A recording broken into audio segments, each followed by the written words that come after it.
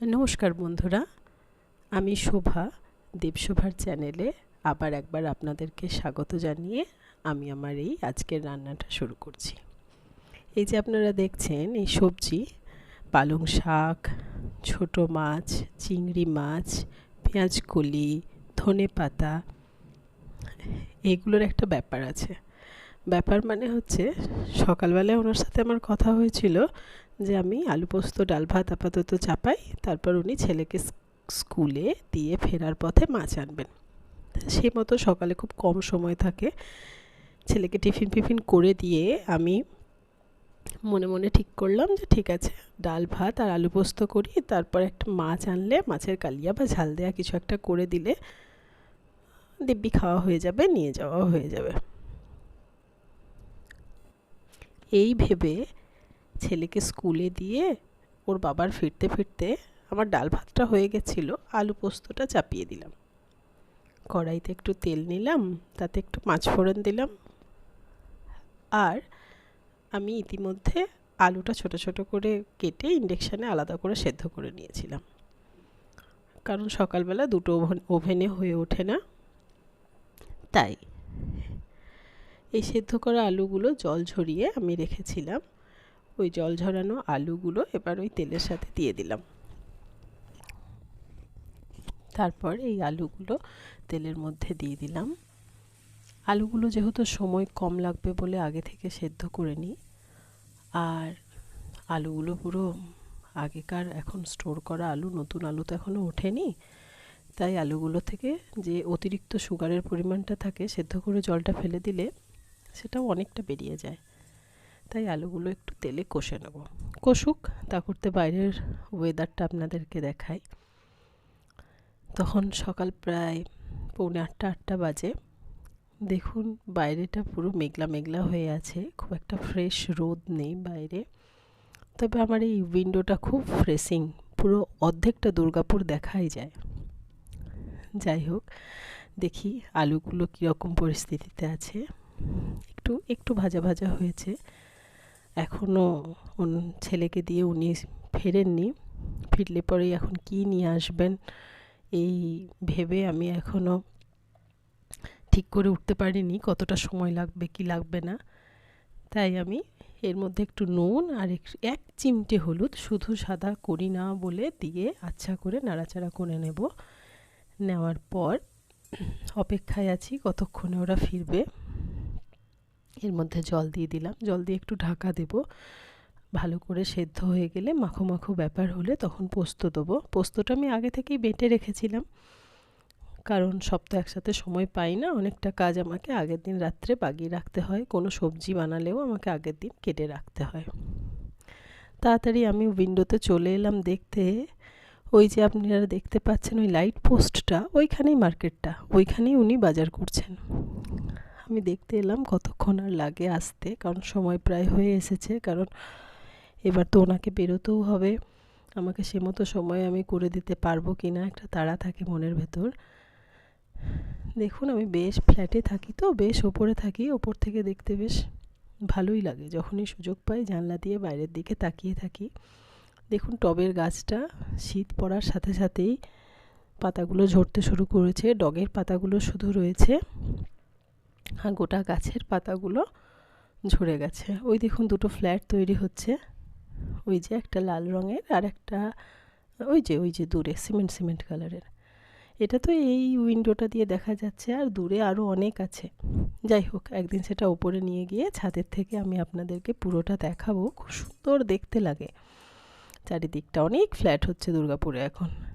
যাই হোক, পোস্তটা জলটা টেনে গেছে, মাখো মাখো হয়ে গেছে আমার বেটে রাখা পোস্তটা। এবার এর মধ্যে দিয়ে দেবো। পোস্তটা দেওয়া মাত্রই আমি যেটা শিখেছি আমার বড়দের কাছ থেকে, গ্যাসটা অফ করে দিই, কারণ পোস্তটা কেটে না হলে ছানা ছানা একটা ভাব হয়ে গেলে ভালো লাগে না। নিয়ে গ্যাসটা অফ করে দিয়ে বেশ মাখো মাখো করে পোস্তটা মিক্স করে নেব। নিয়ে এর মধ্যে দিয়ে দেবো একটু কাঁচা সর্ষের তেল, এর সাথে কাঁচা লঙ্কা দিলে খুব ভালো সেন্টটা আসে। পোস্তর সাথে কাঁচা লঙ্কার ফ্লেভারটা তো না হলে বেশ জমেই না, কিন্তু কাঁচা লঙ্কা ছিল না, ওনাকে আনতে বলা হয়েছে যাতে উনি নিয়ে আসেন।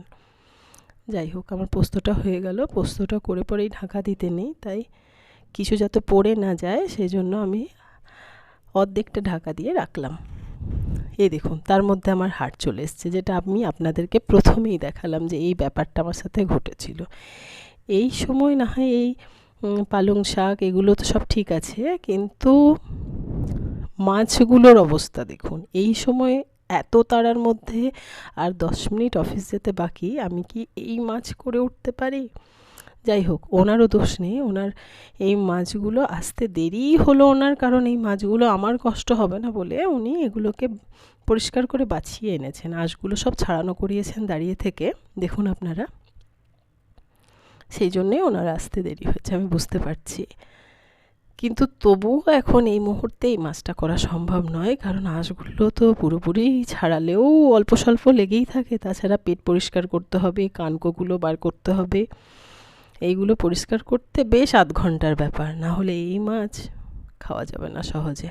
খেতে যেমন সুস্বাদু, চোখের পক্ষে ভালো, পুষ্টিকর, সব বুঝলাম, কিন্তু বাছতে সময় লাগে, তাড়াহুড়োর মধ্যে হয় না। এক হয় আগের দিন এনে বেছে ধুয়ে রেখে দিলে চটজলদি সেটাকে রেঁধে দেওয়া যায়। তার সঙ্গে আবার আর এক রকম দেখুন, দেখুন কি বিপদ।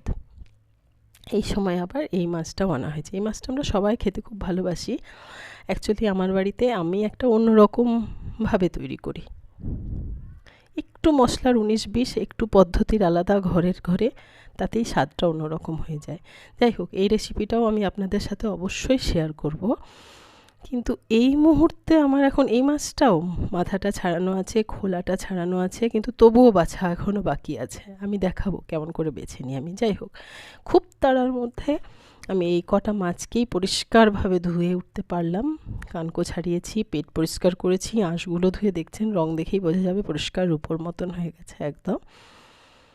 যাই হোক, সব মাছটা তো একসাথে হলো না। আমি এই কটা মাছ এখন ওনাকে তাড়াহুড়ো করে ভেজে দেবো ওনাকে। যাই হোক, টিফিনে দেওয়া সম্ভব হবে না, কিন্তু আপাতত খাওয়াটা হবে। পোস্তটা আমার দেখুন পুরো সুন্দর হয়ে গেছে। এটা আমি সরিয়ে নিলাম। সরিয়ে নিয়ে এবার আমি এই মাছগুলো ভাজার জন্য অন্য একটা কড়াই চাপিয়ে দিয়ে তেল দেব। তেলটা বেশ ভালো করে কষকষে করে গরম করতে হবে। ছোট মাছ তো কড়াইয়ে চিটে যাওয়ার খুব সম্ভাবনা।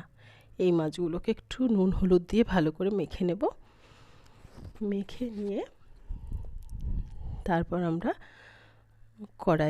কড়াইটা বেশ ভালো করে গরম করতে হবে, কারণ তেলটা ভালো করে গরম হলে তার মধ্যে আবার আমি একটি জিনিস শিখেছি আমার বড়দের কাছ থেকে। তেলটা ভালো করে গরম করার পর ওর মধ্যে একটুখানি নুন ছিটিয়ে দিতে হয়, তবে মানে পুরো ননস্টিক প্যানের মতো যে কোনো প্যানই হয়ে যায়।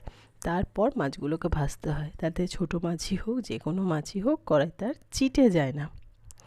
যাই হোক, সেটা আমি অন্য বড়দের কাছ থেকে শিখে অ্যাপ্লাই করেই থাকি। আজ আপনাদের সাথে শেয়ার করে খুব ভালো লাগলো। আপনারা অনেকেই জানেন হয়তো, কিন্তু তবুও যারা হয়তো জানে না তাদের জন্য এই তথ্যটি অনেক কাজে লাগবে। এই ছোট মাছগুলো কড়াইতে দিয়ে একটু এপাশ ওপাশ করে নেব, কারণ যদি ভাজাই খেতে হয় তাহলে বেশ মুচমুচে ভাজা না হলে হয় না। ঝোলে দিলে তো না হয় ঝোলের সাথে ফুটে আর একবারও সেদ্ধ হওয়ার সুযোগ পায়, ঝাল দেয়াই করুন বা যাই করুন, কিন্তু ভাজা হলে বেশ কষকষে ভাজা হতে হবে। যাই হোক, ওটা ভাজা হোক, তা করতে আমি ভাতটা ওনার বেড়ে নিই, কারণ একদম অফিস যাওয়ার দেরি হয়ে গেছে। উনি চান, ওনার জব পুজো এগুলো সারছেন, তা করতে করতে আমি খাবারটা বেড়ে নিই। ভাত নিয়ে নিলাম, গরম ভাত, তার সাথে নেব একটুখানি নুন মানে কাঁচা নুনটা না, ঘিয়ের সাথে নুন তো একটু লাগেই খেতে, তো আমি ওই সময় একটুখানি ওই পিঙ্ক সল্টটা ইউজ করি। ওটা কাঁচা খেলে অতটা ভয় থাকে না। পিঙ্ক সল্টটা নিয়ে নেব আর একটুখানি ঘি নিয়ে নেব। ঘিটা আমি আবার চামচ থেকে বার করে ওপরে দিই না, চামচটাই ভাতে দিয়ে দিই, কারণ ভাতটা গরম থাকে, চামচটা ওর মধ্যে থাকলে ঘিটা পুরোটা নরম হয়ে ভাতের সাথে মিক্স হয়ে যায়। আমার আর হাতে লাগারও ভয় থাকে না, নষ্টও হয় না। যাই হোক, আর তো আমি তেমন কিছু করিনি। সকালবেলায় আজ মাছের প্ল্যান ছিল, সে তো আপনারা দেখলেনই কি একটা ব্যাপার ঘটলো। এর সাথে দিয়ে দেবো আমি পেঁপে দিয়ে ডাল করেছিলাম, পেঁপে দিয়ে ডাল আর আলু পোস্ত। আলু পোস্তটা একটু টান টান হয়ে গেছে, বেশ সুন্দর গরম গরম ভালোই লাগে খেতে। যাই হোক, এটা আপাতত আমি ওনাকে দিই, তা করতে মাছটা বেশ মুচমুচে করে ভাজা হোক, না হলে তো খাওয়া যাবে না। আমি ভাতটা ওনাকে বেড়ে দিয়ে এলাম টেবিলে, তারপর আবার মাছটা দেখতে এলাম। মাছটা দেখতেই পাচ্ছেন একটাও কিন্তু চেটেনি, একটাও না। যাই হোক, বড়দের কথাগুলো ফেলার নয়, সবই মানলে করলে জীবনে অনেক কাজেই লাগে। দেখুন মাছগুলো আমার বেশ এক পিঠটা হয়ে গেছে, আর এক পিঠও প্রায় হয়ে এসেছে। এরপর আমি মাছটাকে প্লেটে তুলে নিয়ে ওনাকে দিয়ে আসবো, কারণ আজকে তেমন কিছু করাই হয়নি। তাহলে এটা দিয়েই উনি আপাতত খাবারটা খান। তারপর আমি আবার ওই মাছগুলো পরে ওনার অফিস যাওয়ার পরে আস্তে আস্তে রান্না করব। আপনাদের সাথে অতি অবশ্যই রেসিপিগুলো শেয়ার করব, এমন কিছু না রেসিপি, কিন্তু তবুও আমার ঘরে যেমন রান্না হয় সেটি। যাই হোক, মাছটা ওনাকে দিয়ে এলাম।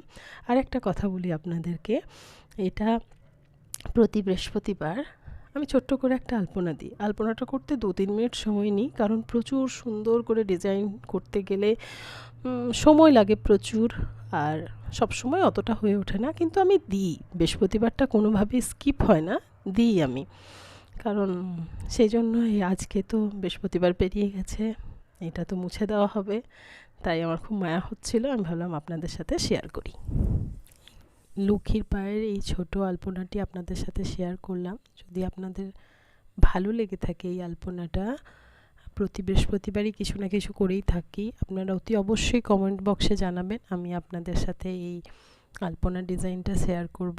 আর যদি ভালো লেগে থাকে আমার এই চ্যানেলটি, আমার এই ছোট্ট জীবনযাপন পদ্ধতিটি, তাহলে অতি অবশ্যই আমার এই দেবশোভা চ্যানেলটিকে সাবস্ক্রাইব করবেন, শেয়ার করবেন, অন্যদের দেখার সুযোগ করে দেবেন। Thank you so much.